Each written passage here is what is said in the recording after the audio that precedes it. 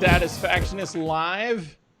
It is me once again, Ben Olmos, and I am here with some wonderful guests today. And today we're going to be talking about this topic of getting back to normal in this post-COVID environment that we are in. If you're watching this live, please, I remind you, if you have a comment, feel free to share. I may pick your comment and throw it up on the screen, and we can talk about it. Unless it's something horrible and offensive and negative about me, then I probably won't. But just so you know, there is that. And I posted on my Instagram, I'm going to make a mention about this wonderful Marchesi di Grezi Dolcetta di Alba wine that I am enjoying this evening with my guest who is joining me today. I have Mrs. Christina Lickus. Christina, how are you? I'm good. Thanks for having me. Thank you. Thank you for joining us today. And we've also got Mrs. Natalie Morel. Natalie, how are you? I'm also well. Thank you. Thank you for having me on. Well, thank you. Thank you both for coming. So today we're opening it up to this discussion around how do we get back to normal? How do we go from where we're at today in an environment where not a lot of people are feeling comfortable about going to the movie theaters, going to see a concert. We're doing some very creative things. I know movie theaters are starting to slowly open back up in some states. I'm in Georgia, so we do have movie theaters opening up here. I don't know. You both are in California. What is the scene in California? How are movie theaters talking about opening up yet? Are they open? How are they doing things? Not at all.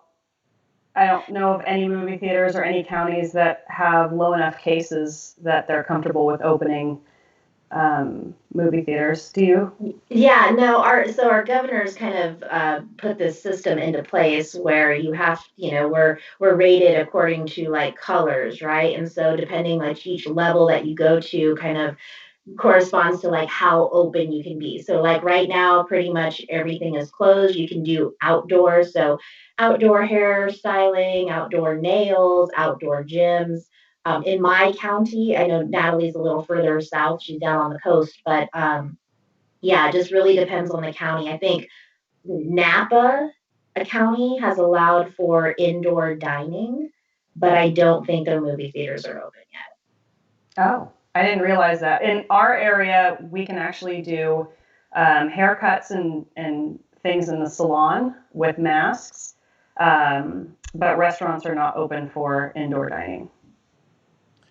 So that's actually something I was going to ask you, Natalie, because even though you work in an industry I'm very well familiar, which is the wine industry, you also, I understand, are an entertainer and do that as well. Have you? How is the scene there, if you will, going from folks getting back into um, well, I guess in California there are no bars that are really open yet, are there? Bars are open outside.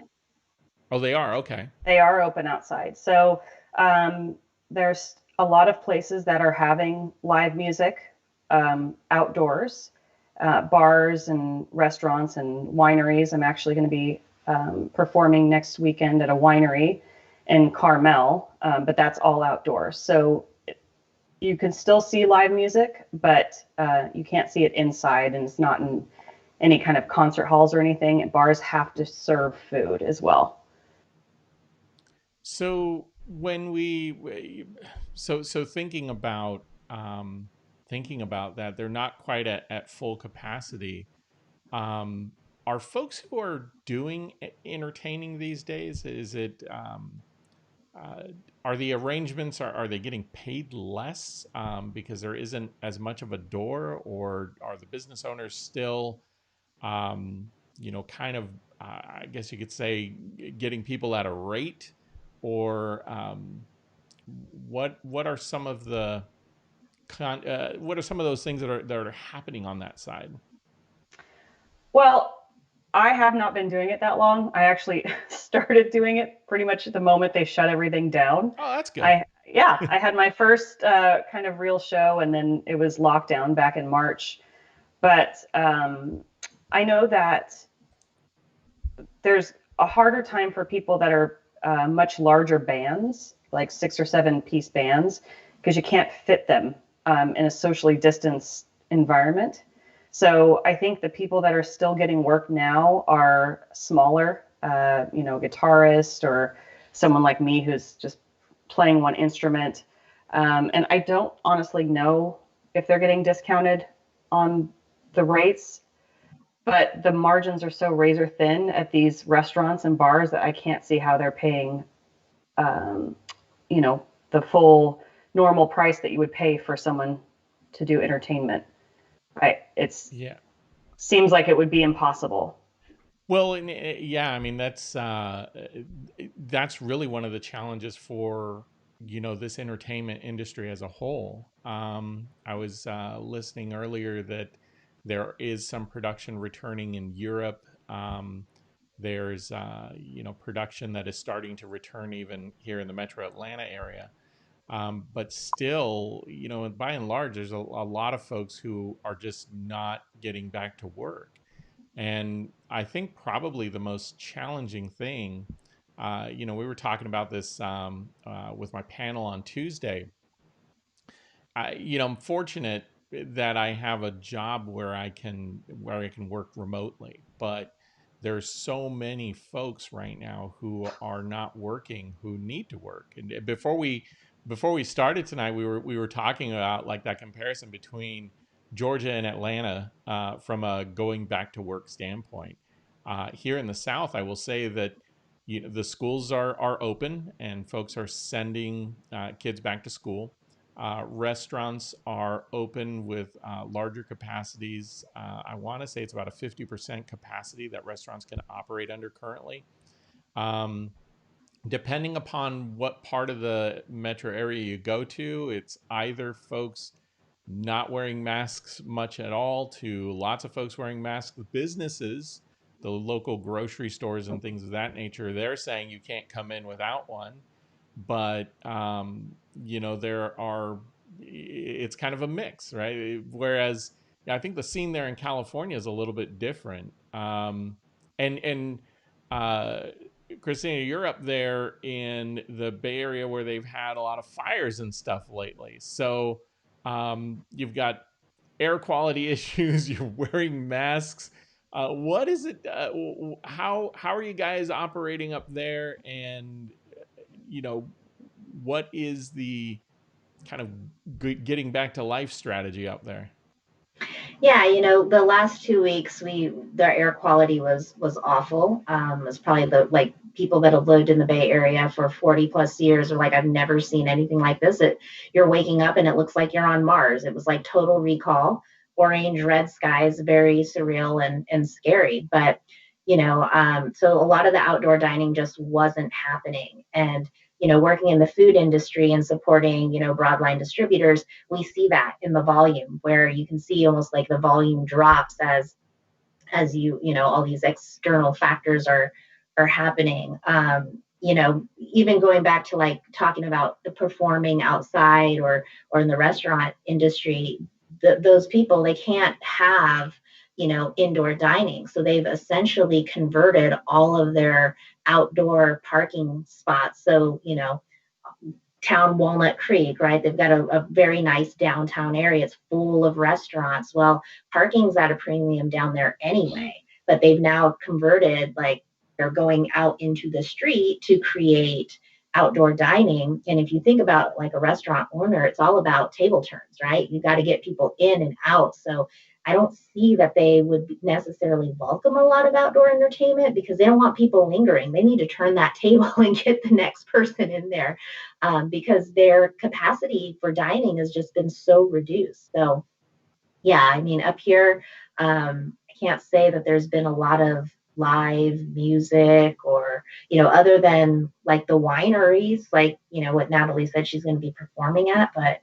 yeah, I don't see that. I have seen, like, different bands doing live performances, and so on like Facebook, and I haven't watched this, but like a coworker was telling me about, on Instagram they're doing verses, so they'll have like Brandy versus, oh God, I can't remember her name, but it was like Monica, right? It was like big in the 90s. So they have these like two different people that they're doing these free concerts. And I think at the heart of it, like, entertainers, that's their artistic, that's their outlet, right? So I think that they're still going to be doing something. It's just not going to look like it did before. Yeah, I know that there are some concerts that are going on, some outdoor things. They're spacing folks apart. Seen in New York, which is still very much under lockdown, but you have theaters that are trying to open in a socially distanced kind of a way, skipping rows of chairs, skipping numbers of chairs in between folks. So there's a lot of businesses that are making accommodations, which I think is great. But I think one of the things that I have a question about is, you know, what do you all think about going back, like, individually? What do you think about going back out there? Are you going out there yet? Are you doing anything amongst the public? Maybe not quite going to a concert or anything, but are you at least going out to eat yet or anything of that nature? Well, before COVID, my husband and I would go out every single weekend. If not once, it would be 2 to 3 times. So this has definitely had a huge impact on our normal day-to-day lives. And for a really long time, when it was kind of new and we weren't really sure how everything was working out, we didn't go out at all. And we were really, really cautious, probably the most cautious of the people we knew. Like, we were, just like, stay away from us. If you want to come here, you have to quarantine for 14 days. Like, that's it. We've kind of loosened the reins a little bit on that. So we do go out on weekends. And we will go to the outdoor restaurants because most of them are really doing it right. And we kind of boycott restaurants and places of business that aren't. So there's a bakery across the street from us that I can literally see from our door that we just absolutely love. And we will not go there because the owner refuses to wear a mask. He doesn't believe in it. He doesn't believe it's a contagious virus.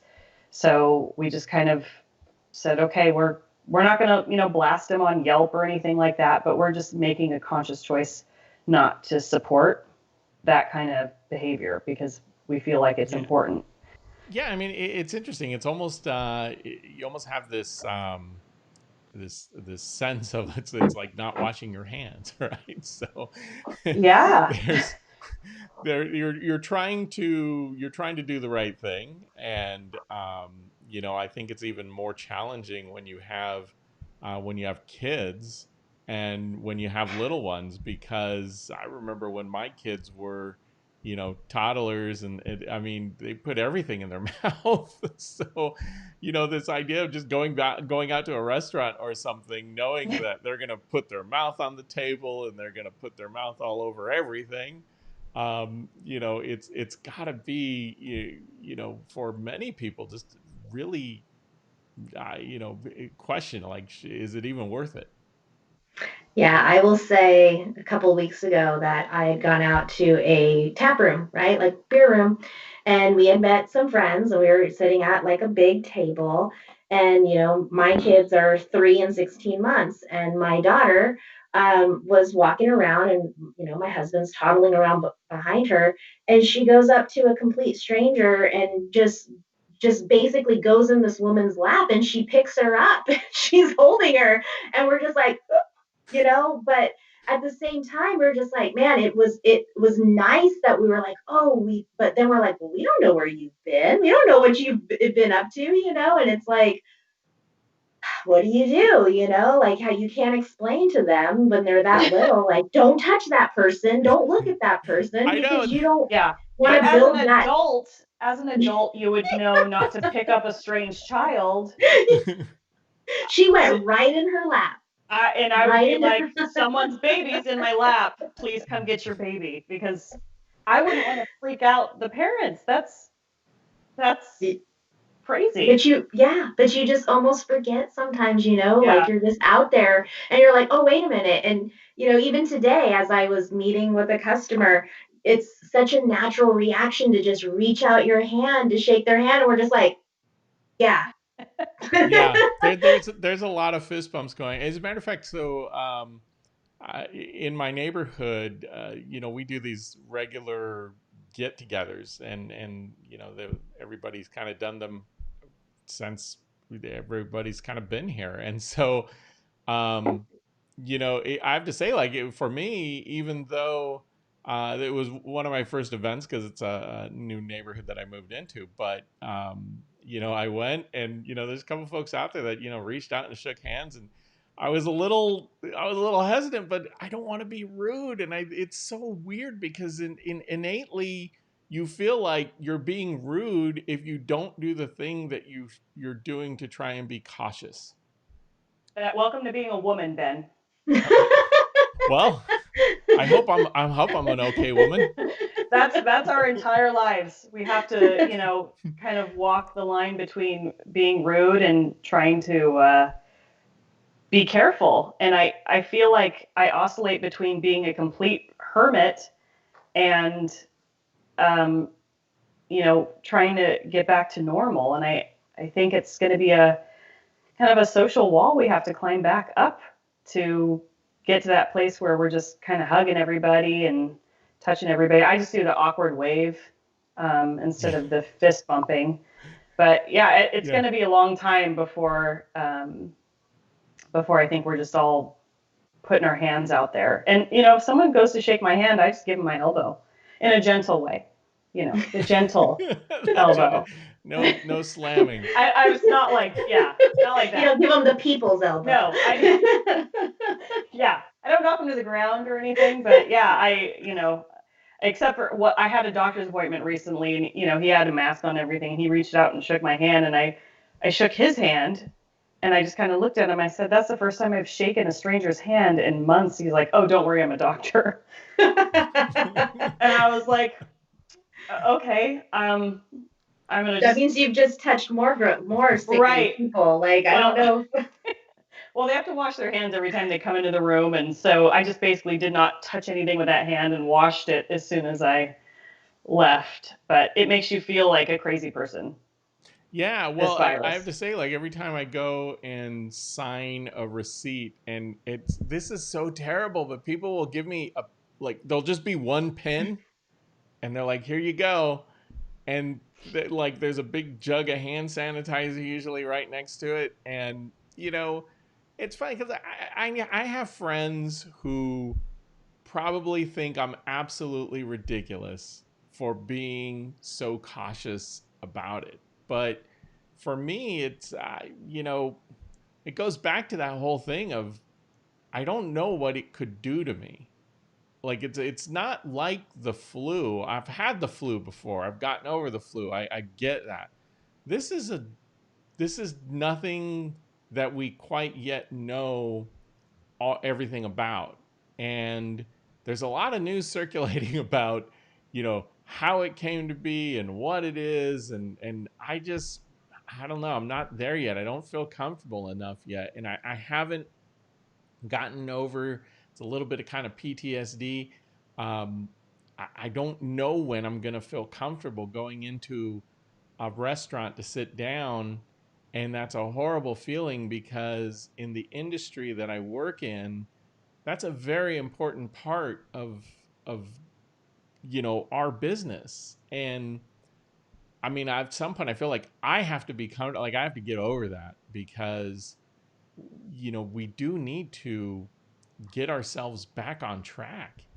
um the challenge is that when businesses aren't flourishing, when people aren't working, um, revenues that are needed to support the community at large, and we're talking revenues that come from taxes, that come from spending money, that come from wages being paid to people who are working, all of that is gone. And I think like the city of Chicago is facing like a $1.5 billion deficit right now because of what's going on, and the state of California is uh, you know, depending upon the city you're in, like billions of dollars are not being generated.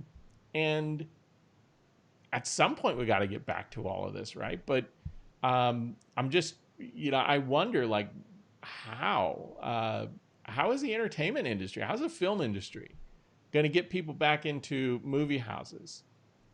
And Well, when you go ahead, Tracy. I'm sorry. no, no, so you see that, right? So you see like a lot of these movies that were slated for release, right, are now coming out on like these streaming services, like Disney Plus, right? The Mulan movie. It's like, okay, you have to have Disney Premium now in order to be able to watch that movie.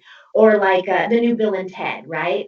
So, like, oh, wait, yeah, I think I might want to watch that. It's stupid comedy. I think it might be something to like make me laugh, during this time, but we're like, do I really want to pay like $25 to watch that at home?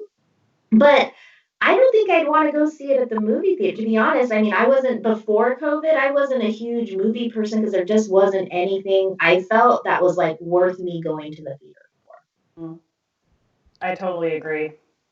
No. I think the only way we're going to really get back to any kind of semblance of normalcy, and the only way I'd feel comfortable going to a movie theater or even back to the gym, and I used to go to the gym 5 times a week, and it was a huge part of my social life, and now it's like there's no way I would step foot in a gym. But I think the only way we're going to get back to normal is when they come out with those rapid tests, the $5 15-minute rapid test that Abbott's working on. I think that's going to be the key to success. I don't personally think it's going to be a vaccine because I don't know if anyone's going to take it.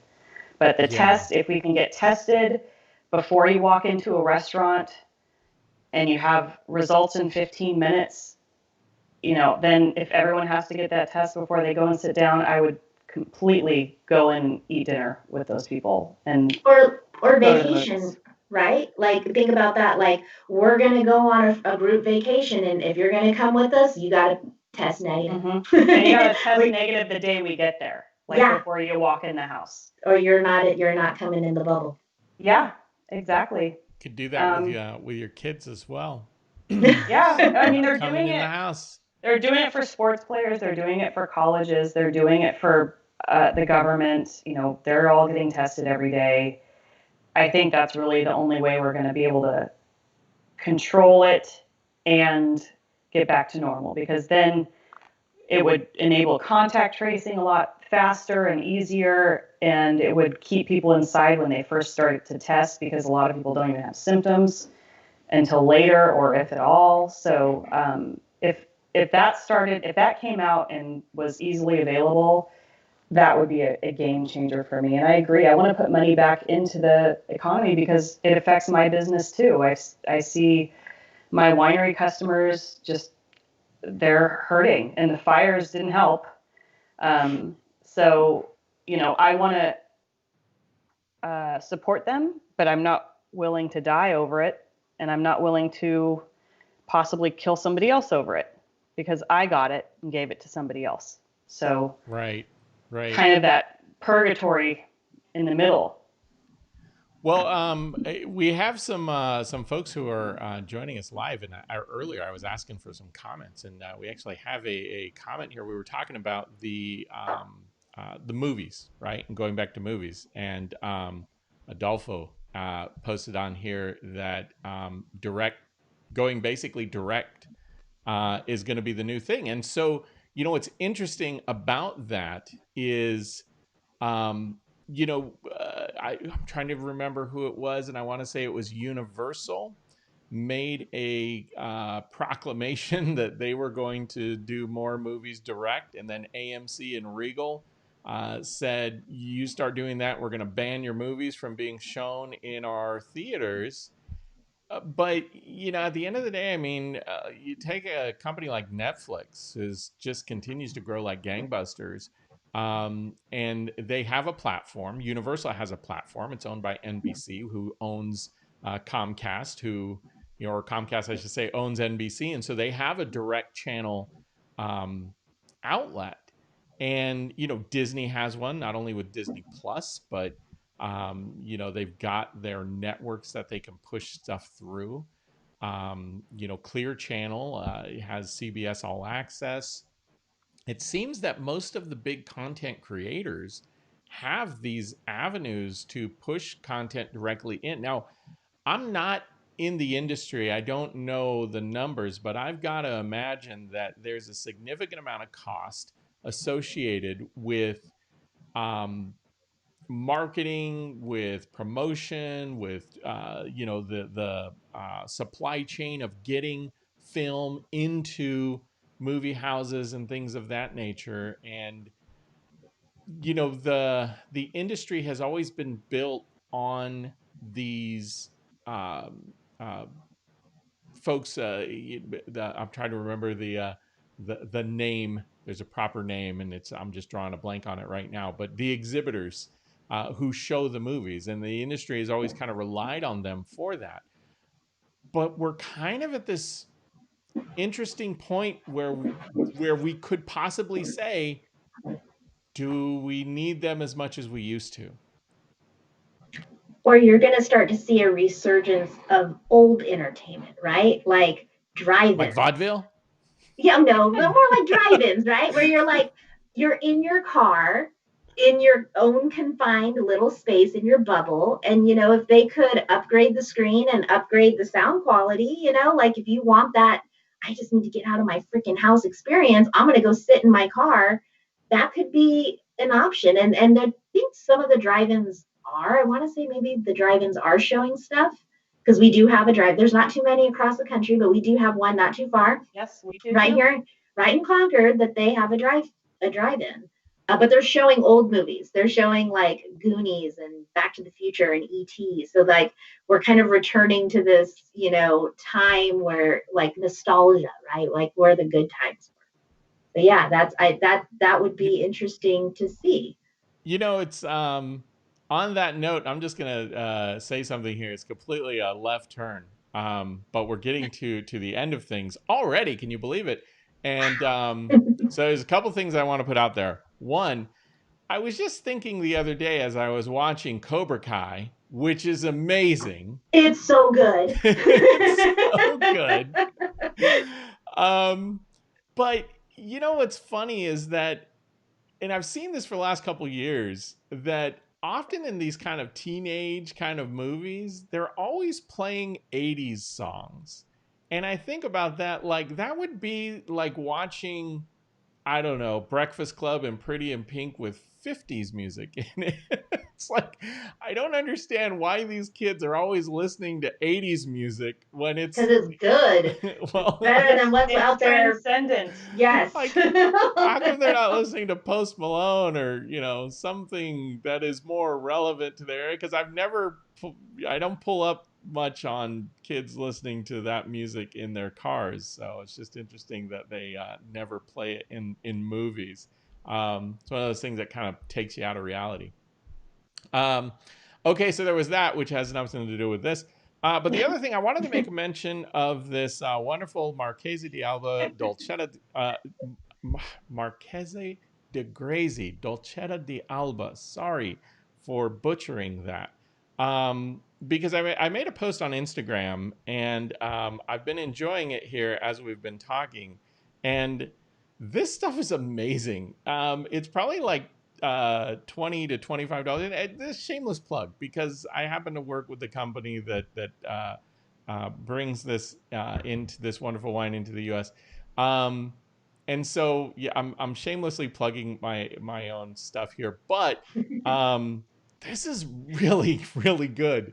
And I highly encourage folks to go out there and grab some because I had some with a red sauce, some pasta and red sauce tonight, and it was just like so good. And it's kind of fruit forward, um, but Piedmont region, and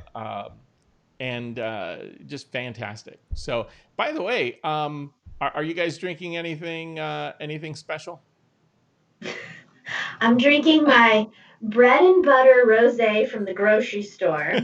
I think this is about 16, maybe $16. So, you know, mid and it's got a screw top, so you know it's good.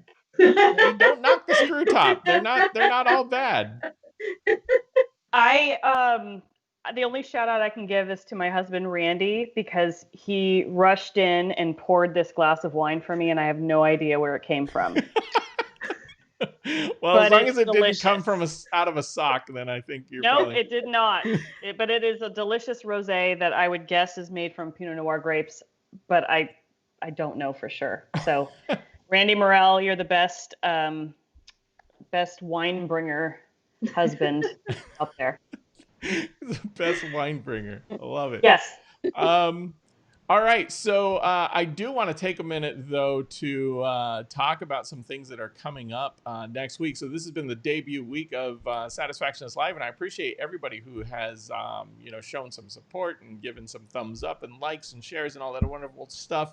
Um, you know, we started out a little bit light with our topics. We didn't go into anything too crazy because we're just getting new things started and don't necessarily want to just come out of the gate in all sorts of crazy ways. But next week, we have coming up some shows talking about the pay gap. So there, when you look at top executive pay, we always talk about rich getting richer, poor getting poorer.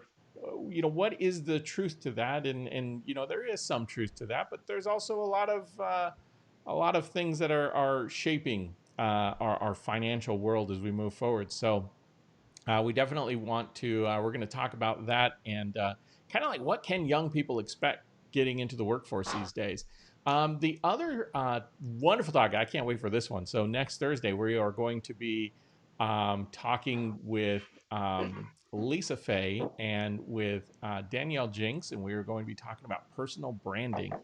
These two ladies are just phenomenal. They are two of my favorite people to talk to around this stuff because they are so good at it.